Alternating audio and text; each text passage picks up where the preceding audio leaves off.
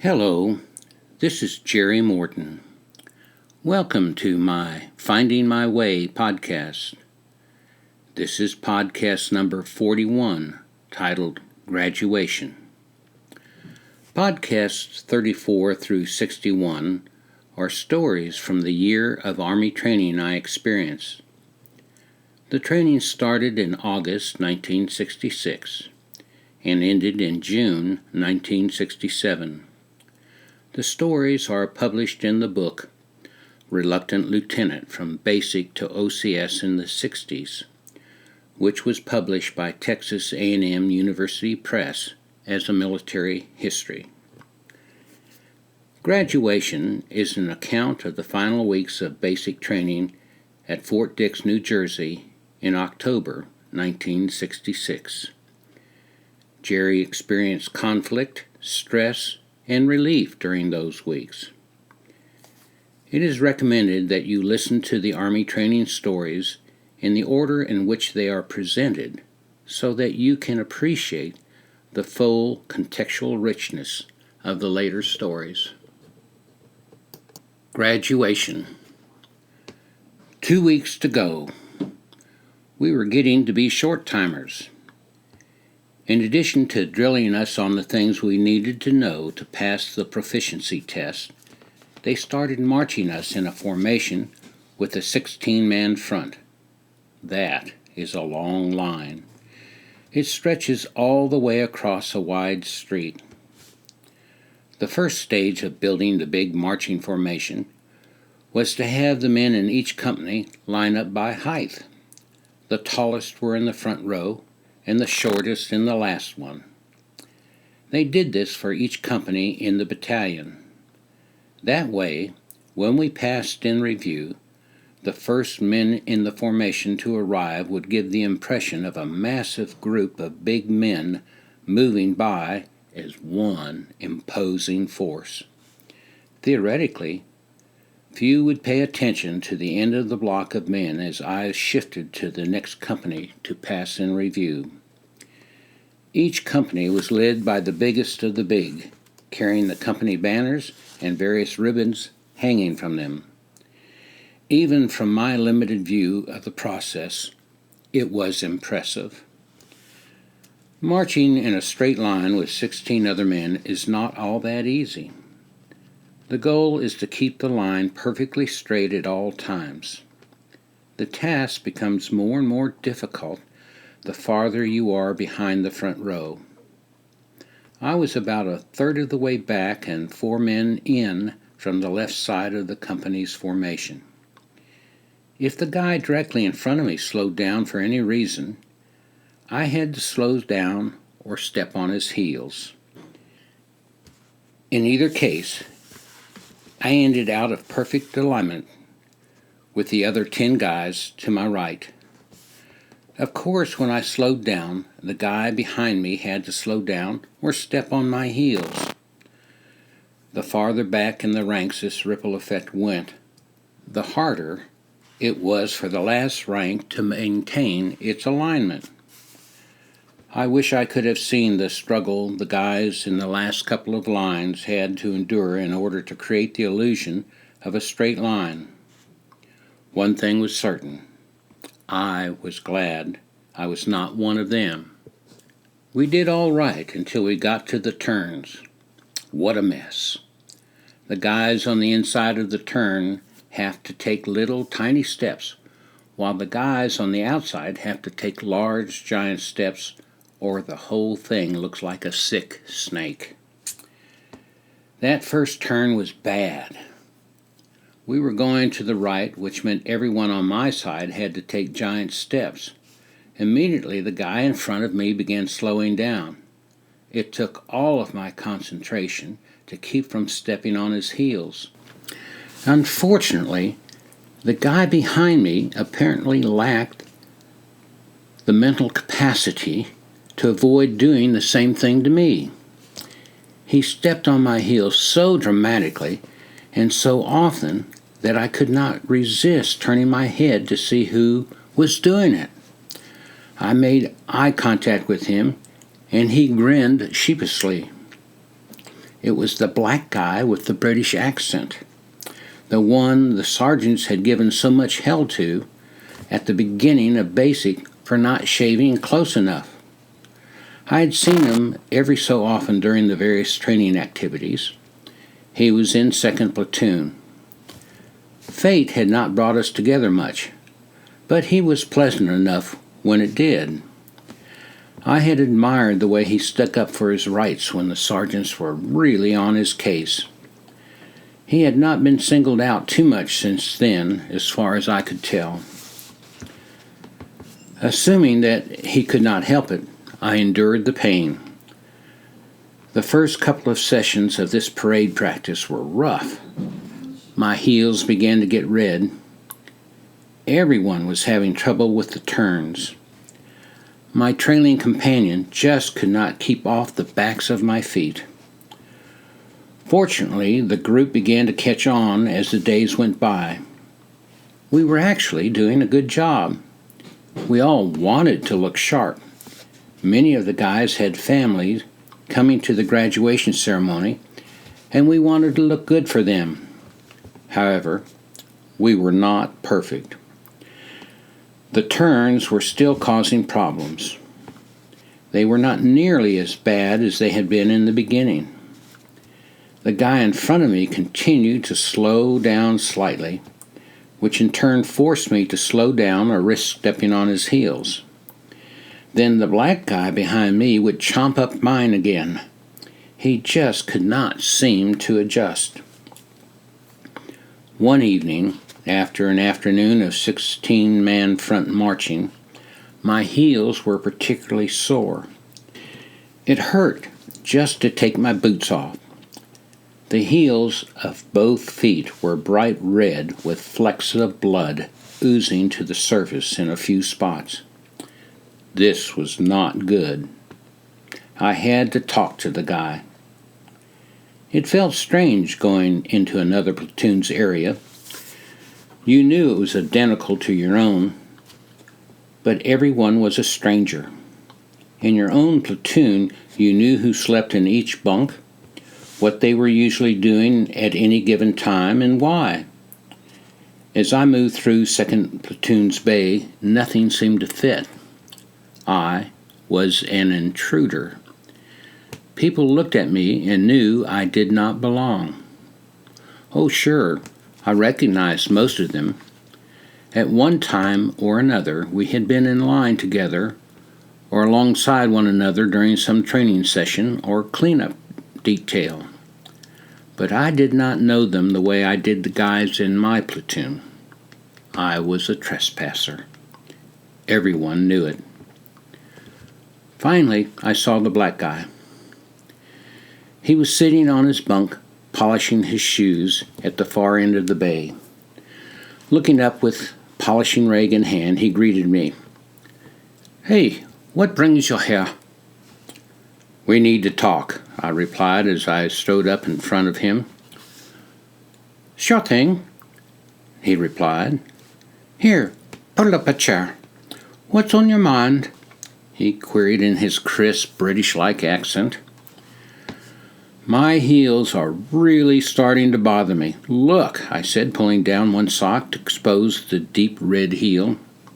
"Ooh, that looks painful." Deep wrinkles furrowed his brow. "Looks like you need to put some ointment on that."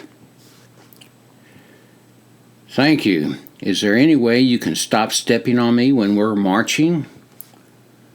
"Well, you see, Jerry, you need slowing down on the turns. You just keep doing that. You fall back into my way. You need to walk faster on the turns, Jerry. I don't want you to get hurt, but you keep slowing down," he continued, buffing his shoes. "I can't help it. The guy in front of me slows down too. If I don't back off, I'll have to step on his heels." I tried to explain in a reasonable tone. "Well, there you have it, my good man. You need to speak to that chap. Tell him he needs to keep up and the whole problem will be solved." He flashed me a knowing smile. This is getting nowhere. Look, Rick, I pleaded, all I'm asking is that you please try to avoid stepping on my heels. I don't want to hurt you, Jerry. You're a nice fellow. You need to follow my advice and go to talk to the chap in front of you, and it will be all right. You'll see. I have to go now, he said, getting up from his bunk. I think he understood. The conversation had been slightly strange, though. There was no point in tracking down the guy who marched in front of me. I did not even know what platoon he was in. He could not help slowing down any more than I could. Talking to him was pointless. At least Rick had said he would try to be more careful about stepping on my heels. He had seemed sympathetic enough. Part of me did not totally accept the logic of my thinking. I did not want this guy stepping on my heels much longer. You could understand it happening every once in a while, but this had been going on far too long. He seemed so nice. Surely he would try harder to avoid stepping on me, or so went my reasoning.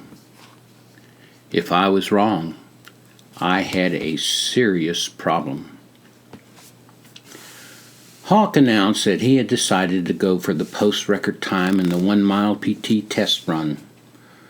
Our final PT test was coming up soon. He was trying to work out in the evenings. Sergeant Boone and Nichols were pulling for him. The whole platoon took on extra tasks, such as shining Hawk's shoes, polishing his belt buckle, cleaning up his areas, and the other little time-consuming tasks that must be done to pass the very inspections we had to endure, in an effort to help Hawk. I wanted him to get the record and assumed, at an emotional level, that he would. Intellectually, however, I had deduced that Hawk was really tired. He was making some mental errors and seemed edgy. These behaviors suggested that he might not be at his top physical performance level when test day arrived. Late one night, Hawk woke me. "Hey, wake up! Wake up!" he whispered. What is it? What do you need, Hawk?" I muttered in the darkness. "Shh! Keep it quiet. Boone wants to know if you want to play some poker." He quietly spoke into my ear. I sat up, rubbing my eyes. Yeah, sure. When? "Right now, in the sergeant's office. We've been playing fairly regularly for a couple of weeks," he stated as I dressed. We walked down the hall in our stocking feet so as not to wake anyone. My mind was waking up. This was the inner circle. No wonder Hawk had been looking so tired. He was not getting enough sleep. I felt honored by the trust they were showing in me. Boone could get into a lot of trouble if word ever got out that he was playing poker with trainees. They were risking a lot to invite me. I was honored. "Come on in and pull up a chair," Boone whispered as Hawk and I entered the room. There were 2 other trainees present. Hawk and I made it 6 players. 3 raises, a quarter to ante, no limit on betting, and no wild cards or weird games seemed to be the basic rules. It was a big bet if someone put up $1. I'd played like this out on the dredge boats. Sometimes the pot got to be real money. One time I had come in second on a pot that had more than $1,500 in it. I still came out ahead for the night. Not knowing how these people played poker was a disadvantage since they already knew each other's betting styles. One thing was certain. I did not want to wind up being the big loser. That would be a real status downer. Conservative poker had to be my strategy. just play the odds without any dramatics. After 2 hours, I was about $3 ahead. It was time to exit. My sleep was more important than maintaining my image or picking up $1 or $2. After thanking them for inviting me to play, I left. Final PT test time was here. Some of the guys were really sweating it. If I got below 300, it was recycle time back into basic training. For once, I was not worried. My score of 360 on the last test told me that I could make it. There would have to be a serious effort, but I could make it. A score of 400 or better was considered outstanding. The highest score I had heard of was a 470, except for Lamar's perfect score that first time. Lamar had simply disappeared. No one knew where he was, and no one talked about him. I guess we were all just too busy. The mile run is the last event on the PT test. As usual, my highest scores were in the low crawl and the grenade toss. There was some satisfaction in knowing that I was among the best in the 2 unequivocal combat skill areas of the PT test. It was reassuring to know that I had a better than average chance of keeping my butt from getting shot off if I ever found myself trying to get out of the line of fire. Finally, the mile run was at hand for Hawk. Most of us stopped what we were doing to watch and cheer him on. Word had spread through the battalion that he was going to go for the record. Someone said that Sergeant Boone had tried to get permission for Hawk to make the run in tennis shoes, but the powers that be had said no. He would have to run it in combat boots, fatigue pants, and t-shirt, just like everyone else. He lapped the rest of the first group at least once, and as he made the last turn on his final lap around the quarter-mile track, you could see the strain on his face. He clearly was giving it all he had. When he crossed the finish line, we let out a loud cheer and ran up to congratulate him. They tell you your time immediately. Hawk had missed the record by several seconds. Of course, he had maxed the run. He got the full 100 points for the event. A stranger would have thought he had failed it if the sad look on his face had been the only indicator of his performance. I finished the run in 7 minutes and 12 seconds. You had to make it in 8 minutes or less to get the 60 points needed to pass. To my surprise, the extra points I had earned for finishing in less than 8 minutes gave me a total score of 400. As we were leaving the PT area, Sergeant Boone walked up to the truck into which I was climbing. Looking right at me, he asked, "What did you score, Morton?" 400, Sergeant," I replied as I climbed into the back of the truck. "Well, I'll be. We might make a soldier out of you yet," he said with a slight smile. I grinned. We had a little less than a week to go until graduation. Word came down that there would be no leave after the ceremony. We all were getting orders that would require us to report to our next assignment immediately. Some of the guys would have to catch trains or planes within an hour or two of the graduation ceremony. Everyone would be gone within a day or two, en route to their next training school or actual duty assignment. Some guys could expect to get orders to ship out to Vietnam and be in country within a week. That's how the story went. What a foul-up. There were going to be a lot of relatives at the ceremony. Everyone had plans.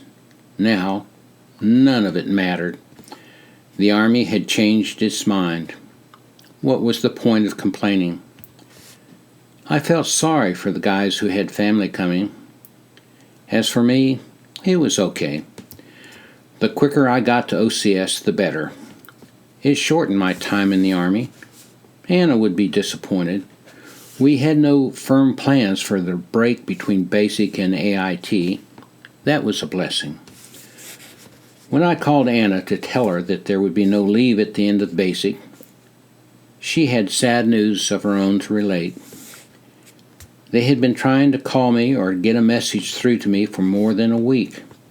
My step-grandmother had died. She, my grandfather, and I had been very close. They were childhood sweethearts who had been separated by social class. Her family had been highly educated. Grandfather's kin were a collection of bright, hard-working people living on the land in southern Ohio. Emma had gone on to get her doctorate in Romance languages. When she and my grandfather finally married, they were already well into their 50s. She was on the faculty at the Kentucky College, Center College, I attended. I was the child she never had. Originally, she had planned to retire at the end of my junior year. However, because I was at the same college, she decided to stay on one more year. That spring, she had developed breast cancer and was in and out of hospitals for the rest of the year. She seemed to be recovering during the 2 years I spent in graduate school. I had not expected her to die. Anna said she had tried to call me at Fort Dix. The Army would not let her contact me by phone or deliver a message. Next, she tried to get the Red Cross to contact me. The Red Cross refused because a step-grandmother was not considered immediate family. I was sad to hear the news. Realistically, it would not have been good to leave basic training to attend her funeral. I was just as glad not to be notified. Nonetheless, if she had called and I could have gotten off, it would have been a tough decision to make. It was a relief to have the Army make the decision for me. Everyone could be mad at the Army. They usually were anyway. The 16-man parade line practice greeted us. Damn, if Rick did not step all over my heels on the turns again. I was pissed. Giving him dirty looks while we were in ranks failed to diminish his torture of my heels. He just shrugged his shoulders, smiled, and pointed to the guy directly in front of me, as if to tell me it was that guy's fault. Rick and I needed to do some serious communicating that evening. The 2nd Platoon base still felt alien to me as I walked briskly to Rick's bunk. Rick, you can't walk on my heels anymore. They're bleeding, and I'm starting to walk with a limp. It has to stop. Then you must tell the chap in front of you not to slow down and step on his heels if he does, came Rick's leveled response. Rick, I'm not going to step on his heels. Yes, you are, Jetty. The pain in your heels will force you to step on his.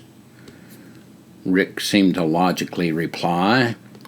I could not believe this guy. My stepping on his heels won't help anything. He's slowing down because the guy in front of him is slowing down. When you step on his heels, he will step on the heels of the chap in front of him. That chap will step on the heels on the fellow in front of him, and so on until the line stays straight, the smiling Rick told me. There is nothing you can do to me to force me to step on the heels of the guy in front of me. If you step on my heels again, I'm going to do something to you that you won't like. No, you won't, Jetty. You are too nice a person to do anything to me. You know I'm right. Think about it. You'll decide to step on the chap's heels. You will see that I am right." He had a serious but kindly expression on his face. I got up to leave. "I will not step on the heels of the man in front of me. I will do something if you step on my heels again." And then I left. Just what the hell would I do? I could not risk my body being seriously injured. If he stepped on me again, I would have to do something. This could not go on. I just could not believe that this guy cared so much about the stupid line being straight. What the hell? The Army had been unjustly on his case for a long time. Why should he care if the line was straight? This was stupid. Surely, I reasoned, Rick understood that I was not going to step on someone's heels just to keep a line straight. He should know that I would do something to him if he stepped on mine one more time. What would I do? That was the question in my mind as I went to sleep that night. Fortunately, we did not have parade practice the next day. We spent it getting ready for the proficiency exams we had to take in 2 days. Rick would have some time to think about the situation. Maybe he would change his mind. I had been reasonable and forthright with him. I meant every word I said. My big toenail was ready to come off. It was loose. The way it just slid around when I put pressure on it convinced me it was time to pull it off. Only a corner of it was still attached to some skin on the left side. The thing had not hurt me for several days, but it still had pus oozing from it. What hurt me were my heels. I decided to just pull the nail off. I felt a sting when it came loose. It started bleeding. A new toenail had grown to about 2/3 the size of the original. It was thin, but it was there. That night I wrapped a strip of an old but clean t-shirt around it. In the morning, all of the pus and the blood were gone. As far as the big toenail department went, I was about as good as new. Tension was high at the proficiency test area. People were rushing here and there. We were assigned to various stations and then rotated through the course under the direction of the many sergeants who were running the show. The bayonet station was the most confusing. Like everything in the Army, before you did it, you had to stand in line and wait. There were about 10 lines. The men in each line were to go through the bayonet course on the lane directly in front of them. It was obvious when your turn came, there was no one ahead of you in the line. A sergeant took your scorecard and directed you to the first cement platform. Standing at high port on the platform, you waited for the sergeant to yell out an assault command such as butt stroke, slash, stab, and ho! On that command, you would run at the dummy directly in front of you and execute the maneuver. You were graded on how well you did the moves and how aggressive you were. Then you went to the next cement platform and stood at high port. The sergeant would come up to you and give you another command that ended in a ho!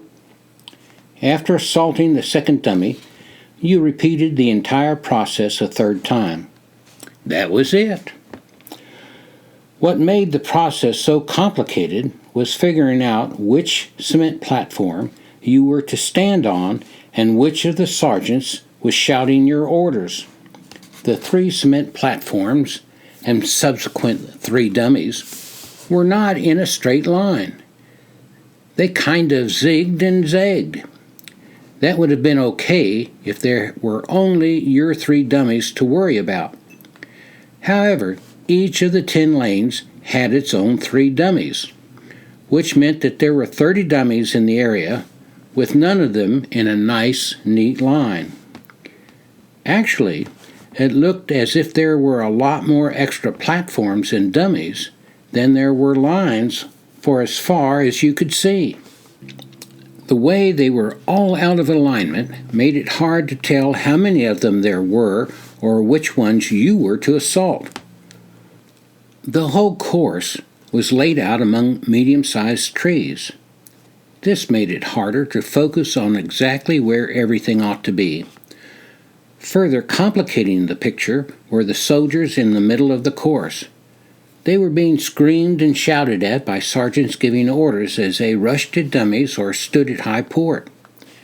In order to get us all through, they did not keep the course clear for one man to go through all of the stations before starting the next one. Standing there at the beginning of the course amidst the chaos was unnerving. It was bad enough trying to remember all of the bayonet moves that they could ask you to perform in this stressful environment when you could hardly figure out where you were supposed to do them. It was more than I wanted to endure, but that was not my choice. After getting through the first dummy with just a few mess-ups, I stood at high port on what I hoped was the second cement platform in my pre-designated lane. I waited for the lane sergeant to catch up to me. There was a lot of commotion behind me. Several sergeants seemed to be converging on a point to my rear. It seemed like forever before my sergeant appeared and gave me the second assault order. I charged the dummy and got through it. There was a slight break at the end of the bayonet course. During any break, you would group up with your friends and shoot the breeze. Tom had been behind me in the line I was in on the bayonet course. He was a nice guy, coming straight out of high school. The training had not upset him all that much. He stayed pleasant and level-headed. I enjoyed sharing time with him. We were in line together whenever we had to form up alphabetically because our last names started with the same letter. Even though we were in different platoons, we got to spend a fair amount of time together. I appreciated his gentleness and good judgment. We had shared our anxieties about getting through the proficiency test. I was looking forward to hearing how he had done. He never showed. I waited as long as I could before going to the gas station for the gas mask test. It was puzzling. Hopefully, I would see him back at the barracks. Some of the guys were starting to get their orders. Rumor had it that some had already left for their new duty stations or were on orders to leave before the graduation ceremony. I hoped that had not happened to Tom. He could have been hurt on the course and taken away. No one would tell you such things. There was no time to check into it. The Army consumed all of your time with their busy work. You had to do the busy work, or they would take more of your time with greater unpleasantness. Since they gave your scorecard back to you at the end of each proficiency test station, you knew how you were doing.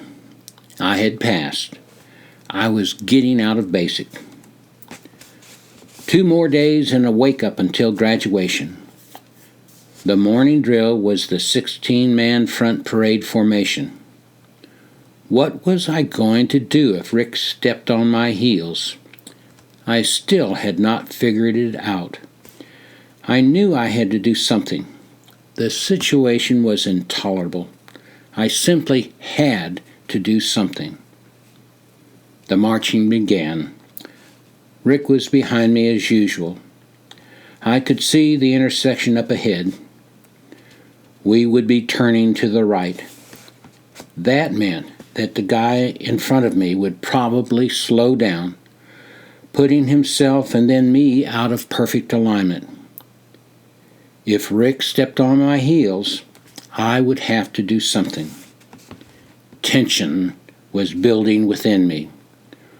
Why did this kind of situation inevitably seem to happen to me? Every time my family moved and I entered a new school system, there would always be someone who wanted to push me around. One guy said I was stealing his girl and told me to leave her alone. I had no idea who his girl was. I had no interest in any girls at the time and hardly knew anyone's name. He just walked up to me in a friendly manner one day and tried to sucker punch me. Why did I end up being forced to stand up for myself like this in most new settings? 3 more paces and the turn starts, I thought. Now we're into it. The guy in my front is falling back. I am not going to step on his heels. Pain enters my mind. Chomp, chomp. He's walking on my heels. This is it. I do not care. I'm mad. I am pissed. Without thinking, I swing my right leg forward as far as I can and then swing it back with all the force I can to hit Rick on some part of his body as hard as I can. In the middle of my kick, I start to pivot on my left foot. After I kick him, he will charge. I will be ready to punch him in the face as hard as I can. As my foot swings back, he sees it coming. He pulls back. The heel of my boot grazes his shin, brushes his shirt, and just misses his chin. My rank of men leaves me. My hands are up in a boxer stance, ready to fend off his first punch and to punch him as hard and as fast as I can. He puts up his fist and he pulls back as he teeters to regain his balance. His rank of men is abreast of me, moving on, the men on either side moving out of our way as they march past me. It is as if the sea has parted, except that the line of men behind Rick cannot stop. Hundreds of men press forward. The back row bumps into Rick. All of this happens in the blink of an eye. The bump knocks him off balance. He falls. The men behind him start to fall over and around him. He is struggling to get up and at me. The growing pile of men keeps pinning him to the spot. I am backpedaling furiously to partially keep up with my receding line. I am isolated in the growing open space between the rank of marching men to my rear and the growing pile of men falling in front of me. It is not good to be isolated like this. I am thinking I need to turn and rejoin my rank. 3 or 4 sergeants seem to come from different directions and rush into the widening space between me and the growing pile of men. Rick is half standing in the midst of the mob, struggling to get free and to come at me. His fists are up. He clearly wants to fight. The sergeants grab at him and collectively jerk him out of the line. He is screaming in the struggle and pointing at me. I am standing alone in this mess. Ahead of me is a receding line of marching men. Behind me is the pile of soldiers. Rick and the sergeants pulling Rick away from the pile as more men fall over each other. They are unable to stop. I pivot sharply. Instantly I turn. 3 giant running steps put me in the proper position. I am marching with the others. No one seems to notice the confusion behind us. We march on, and the ranks behind us close up. It is as if nothing ever happened. No one says a word to me. Nothing is mentioned about it at the break. Back in the barracks, no one comments. It is as if it never happened. I never saw Rick again. I do not know if he ever returned to 2nd Platoon or what took place. It was as if he had disappeared. I have no idea what happened to him. No sergeant ever spoke to me about it. For that matter, no one commented to me about the entire incident. It was best that I not inquire or bring the matter up in any way. That was the end of it. Nothing was ever said. Rick had disappeared. The first sergeant called the company together to say goodbye. We all stood around the front of the little building that contained his office. In that rich, grandfatherly voice of his, he told us that he hoped we had found basic training to be helpful. and offered to answer any questions that we had. A couple of guys asked about the canceled leave. The first sergeant said that they had no control over decisions like that. It had to do with policies at a much higher level. "First Sergeant!" I shouted out from the back of the pack. "What have you found out about my direct commission in the medical corps?" What are you talking about, son?" he replied, looking over the tops of the heads of the men in front in an effort to see me. "The direct commission, because I have a master's in psychology," I shouted back, barely concealing my irritation. I wish you had brought this to my attention earlier. It's too late for me to do anything about it now. Bring it up at your next duty station." "Are there any other questions?" he asked, refocusing his attention on the men closer to him. Graduation day arrived. We were all in our dress screens. Sergeants Boone and Nickel were passing out orders as fast as they came in. Hawk was going to be assigned as a clerk typist somewhere. He was not going to have to go to AIT after all.